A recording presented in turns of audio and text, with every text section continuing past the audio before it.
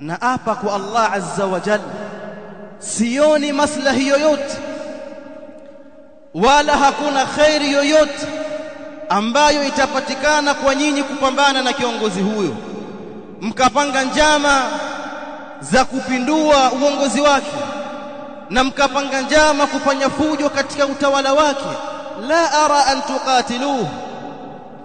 fa innaha in takun uqubatan min Allah fama antum biraddi uqubati Allah biasyafikum wa in yakun balaan fasbiru hatta yahkum Allah wallahu khairul hakimin. Ikiwa huyu mtawala Hajjaj juu ya ubaya aliyokuwa nao, na kila mmoja katika sisi anafahamu ubaya wake, ikiwa yeye ni adhabu ya Allah kwetu sisi, ikiwa Allah kamtawalisha kwetu ili atutahini sisi na atuadhibu kupitia yeye, fama antum biraddi uqubati Allah biasyafikum abadan, kamwe hamtoweza kufanya mageuzi ya adhabu ya Allah kwa panga zenu,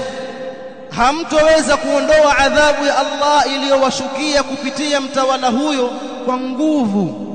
nguvu ya mapambano barabarani. Hasha wakalla, hamtoweza kulifanya hilo ikiwa yeye ni adhabu ya Allah kwenu nyinyi.